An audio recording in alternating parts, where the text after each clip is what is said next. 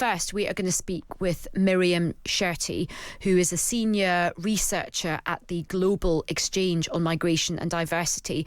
And Myriam is joining us from the Moroccan capital of Rabat. Myriam, thank you very much for joining us this evening. Thanks for having me. So give me your take on why this happened and the reasons behind it. Right. So to start with, I think we have to remember the proximity of Ceuta to Morocco, and since it's an enclave, obviously it's a very short distance for potential migrants to get there, either by swimming or going over the fence. This reported kind of crisis, I mean, by the scale of it is, and unfortunately by the human life loss it is.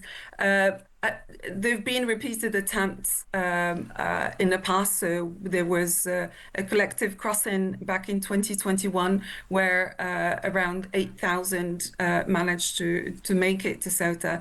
But I think the difference here is the speed of it. Obviously, we're talking about tens of thousands, reports of about 60,000, and how the kind of the speed, but also the demographic makeup of the people who've made it there. So it's no longer just about young people, but we've seen older people, women, children, etc. So I think it's a change of demographic as well. But the other feature is the rapid return because of the scale of it. Obviously, this is almost a third, if not more than a third of the population of the city that's been added. That created real pressure in terms of access to basic food and shelter. So the rapid return was another feature of it that was new. And then the third one is really how social media might have played a role in amplifying some of the messages around this opportunity that was open and at the border, and probably the kind of the recent legislative change around stopping people who are coming by sea has encouraged migrants to join. That's a very helpful overview. I mean, a question that many of my listeners have been asking, Myriam, is what do you think the sort of pull factor was? Do you think it was that Supreme Court ruling and social media, amplifying that? Or do you think there is some suggestion that it was somehow organised by Moroccan authorities? There is that sort of argument that some people are suggesting. What do you think of those arguments? I think, well, it's very difficult to establish whether it was intentional by the Moroccan authorities. What was clear from some of the images is that the sheer number has overwhelmed the authorities, and then they've moved from kind of being enforcement, playing the role of enforcement authorities, to rescuing people who were literally drowning. So it was, I think the number that made that crossing made it very challenging for the authorities to maintain control. But also, I think, of course, there are always geopolitical factors at stake that kind of might sort of influence this. But the thing is with social media, and also this summer kind of season where you have also the return of diaspora members who, kind of making this whole migration project for many aspiring migrants real. Obviously, we're talking about generations of regular migrants who've been there in Europe and who return to see families, etc. I think some of that might have also played a role, but probably the misinformation around some of the social media networks might have accentuated this. And certainly in a lot of the I mean, we've all been, it's no doubt all been popping up in our social media feeds, like little interviews with some of the people that had come over. And I was struck by a number of young men who were interviewed saying, we've come here because there's nothing for us in Morocco. You know, we come here because, what tell us about that? Is that, what's happening in Morocco? Is there this big desire to leave Morocco? Yes, I mean, we're talking about a young population. 1 out of 3 are not in education, employment, or in training. So it's a young population, and also the opportunities probably in some parts of the neighboring towns to Ceuta are a little bit less. There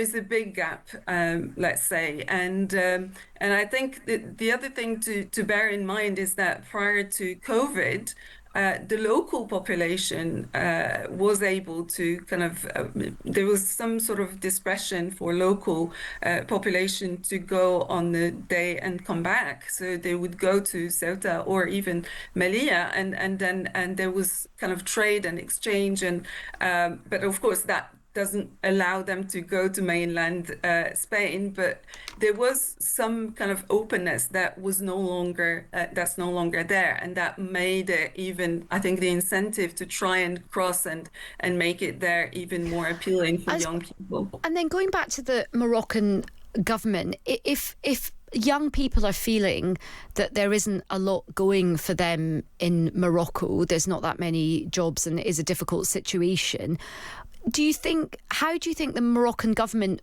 feels about lots of young people wanting to leave Morocco? Or, I mean, do you think that there is any mileage in thinking that somehow the Moroccan government helped organise this or plan this? I wouldn't say that, really. I think the Moroccan government is trying with a number of reforms of education system, of creating new work opportunities. But I think it's not happening probably fast enough for some of the young population, and probably the kind of knowing that you can get 3 times the salary you would get in Morocco if you just cross a few 100 meters is quite an appeal still.